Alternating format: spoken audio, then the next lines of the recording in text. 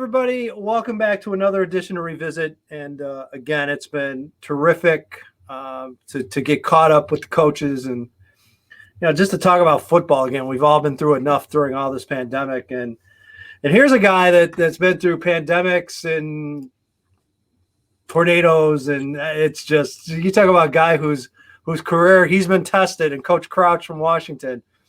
You've been tested over and over and over again, but look at you. You get better looking as you get older. Just losing my hair and getting grayer from all the stress. How's it going? It's good. I just can't wait. We're going to get a scrimmage here in about another hour and a half underneath the lights. So that's going to be cool to get back in that setting. Really cool. Man, jealous. Making me jealous. I want to get in the car and drive down now. It'll be good. And I think we're set up. We had the talk of like how many kids or how many people you can get in our stadium with the changes that have made. So we're right around 1,200. So that'll still be a good setting for our kids playing. So what is the deal? We'll start there. So I know there's been all kinds of controversy going on up in Chicagoland for sure, as far as what is 20% of capacity, who's getting let in, who's not getting let in.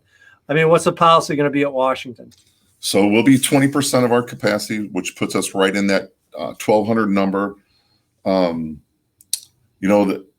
work out the ticket deal. We talked briefly about that, but I think that our home wins, our kids will get 4 tickets for their family. And then they'll also be given X amount, like probably 2 tickets per player to the visiting team. And then after that, they'll have it where you can come in and get them. I think they're going to make sure our kids that are, at school, they're going to have a grouping for those guys too. And then they'll have where the general public can come in to grab theirs as well. So it'll be good just to be able to have, when that first came out with 50, I'm like, how can you have 50 in a venue when you've had it all winter long? Right. So that'll be good. I mean, a year ago, it's so weird to say, a year ago, just everything changed, and no playbook for any of this stuff. No playbook as an educator, no playbook as a coach. I mean, and knowing you and your coaches, you probably had a dozen different ways to take this thing on. And now they got thrown out the window and start all over. And there was nothing you could really control about any of this stuff. No. As I said, kind of tongue in cheek when we started this, you've been through a lot, and this is once again on the plate, another whole thing on the plate for you. How did you get through it? How did you get your kids through it? Again, a whole unique set of challenges for you this past year. Yeah, I think trying to keep our kids engaged was the toughest. Like, it's still like you brought up the tornado, nothing like trying to get through that year. I mean, that was just like heartbreaking, and heartbreaking in a different way now for our kids, with guys that have lost opportunities that they might have had scholarship wise at a higher level. And just worried about the mental health wise was a big one too, of trying to keep them engaged because they wanted to be around us. Like, I can tell you our kids are happier now that we got to go back to our regular practices and everything than they've been in 18 months, basically. I mean, you think about that, like, it's a long time since we played football. It was at Richards, and it's a long time ago, November, 2 years ago, basically. Is it in some ways, you mentioned you're back at practice and everyone's excited, but is it one of those where everybody wants to go 100 miles an hour and you have to like kind of slow them down just a little bit, and making sure, especially early on? I mean, you talk about going back to the basics, but I've got to imagine in some ways you kind of have to go back to the basics right now. Right. And I think the bigger things we had to go back to basics were definitely tackling, because we haven't done that forever. Even with the contact days we were given, in the fall, you couldn't block. You couldn't really do anything other than bags. So blocking a real person, going back to some basics on that. It gave our kids, like, the one plus I'll say is like that extra time weight room wise. We've got some guys that have gotten bigger, stronger, and use that to their advantage. That's probably the one bright spot that came out of it for them. But definitely back to basics, and even trying to throttle them back a little bit, because like, we're going to play next Friday night. We had that talk yesterday. I'm like, hey, I know you want to light people up. Like, we're back to where I feel like we can tackle again and everything else. We don't need to be pounding guys' legs because we got X amount of guys and 6-game season. Let's be fresh as we can for every one of those games. Yeah, it's it seems to be the same issue with everyone. So I imagine during all this, you had a very busy house, I would imagine. Between you, between your wife, and you had a couple of college-age students there now that I have a feeling might have been back home with you during this. They were. How did that work? It was definitely different. There was a fight for internet time, when you're trying to teach online classes and they're trying to take online classes and, just to help supplement with our kids going to college at the same time. My wife went and she's a TA, so she's working with her group of kids. So there was prime time for internet and definitely like people working in their own their own made up workspace. Like I can remember working in a bedroom with my computer sitting on top of a big shoebox on the bed because they had the other desks all used. So I got pushed to the back, but it was very busy time. There were some huge pluses though, especially for me, like, my whole life coaching, I probably got to spend more time with my kids during that lockdown than forever. Because before I was here and I was at the college, it was the same thing. Like you're just, thank God for football wives, because my wife did a ton of things for our family and took care of our kids. And I got to just be there when things were great, when she had to go through that grind. So it was nice to have us all home for that part. Pick up any new hobbies during that time? Honeydew. Back to playing guitar. That was one thing that. No kidding. Did that for a little while, just for something to do.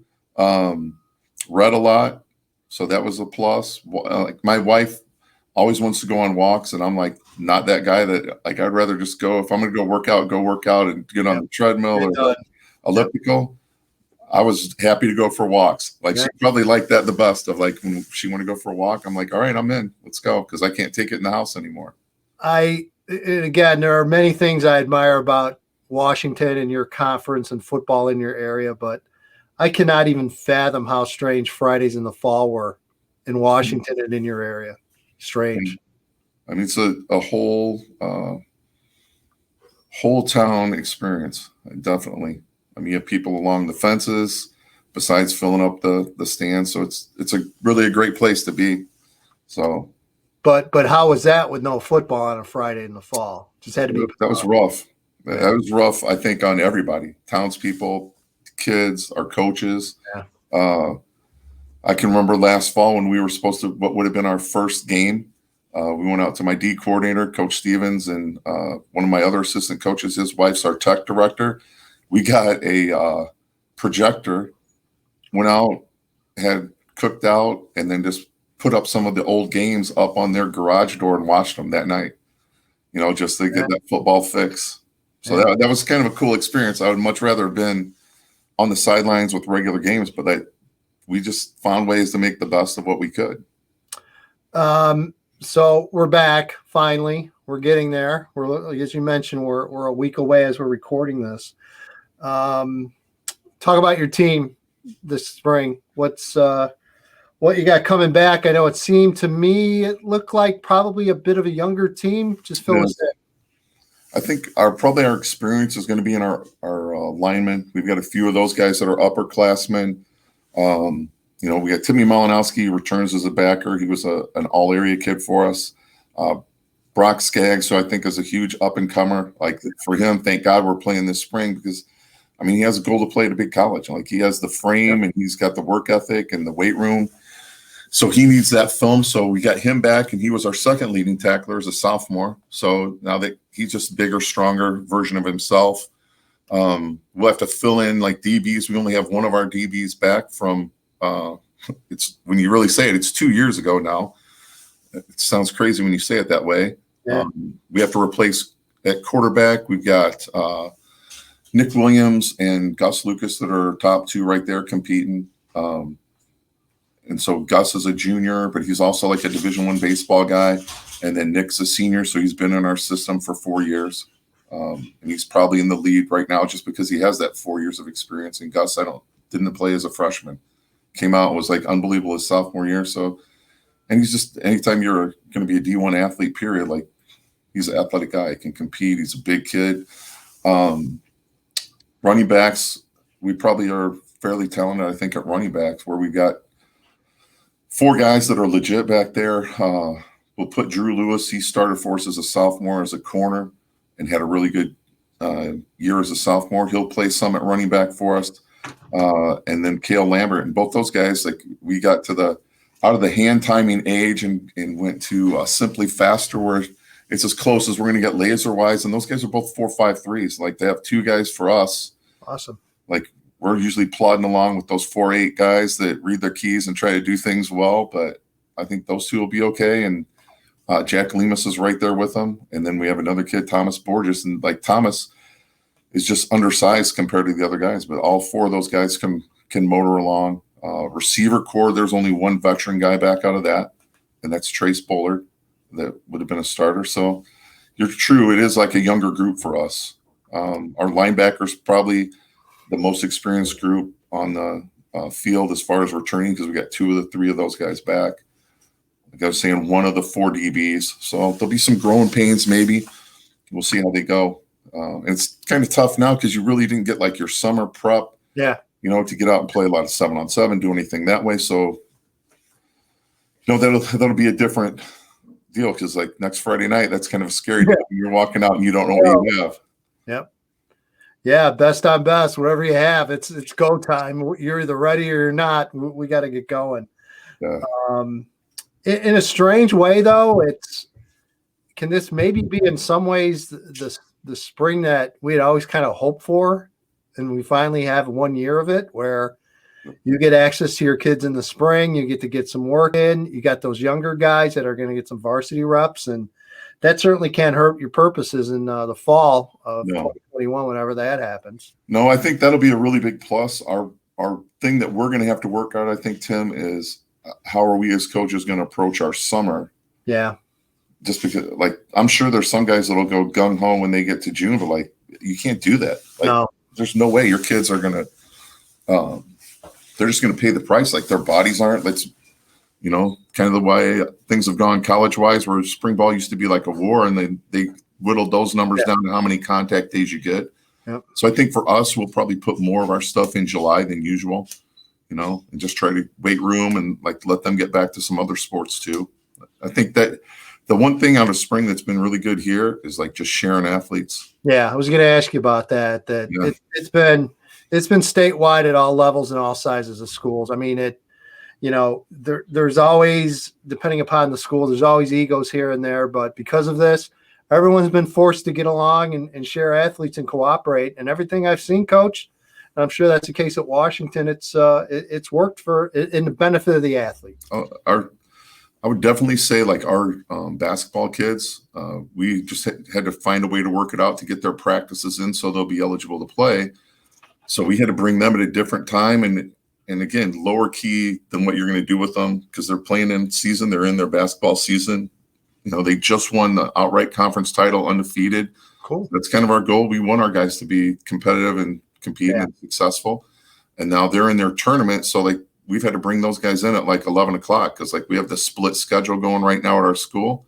So they've had to just come in at a different time. And, for us, we have a couple guys that are swimmers that you usually don't think about football and swimming going together, but I think we have 3 that we had to work around their schedule. And I had guys that were baseball guys on Monday. We had a really light day and they just wanted to know if they could go and throw. And I was like, that's not going to hurt you. I think about, like, back in the old days when people were kids, we were doing everything all the time. Yep. Nonstop. Yep. So it has been good. And our coaches are really good about that anyway, but, like, you really had to work at it. And you don't want to jeopardize somebody coming to our practice and getting hurt. So you had to work around it and find ways to do individual work with those guys. And it gave us a chance too, that we just brought quarterbacks in with them, and our quarterbacks got a little bit of extra work, and we just went shorter in our other practice then.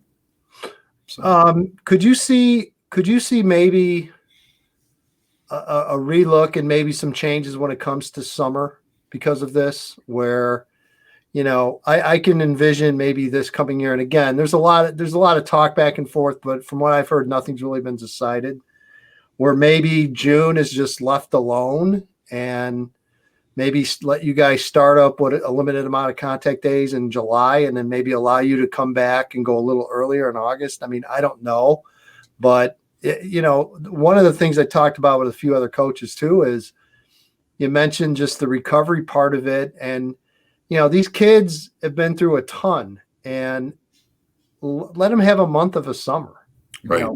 Which we can say that. And then we know in other sports there's travel and they're going to do that. But I think they're going to do it anyway.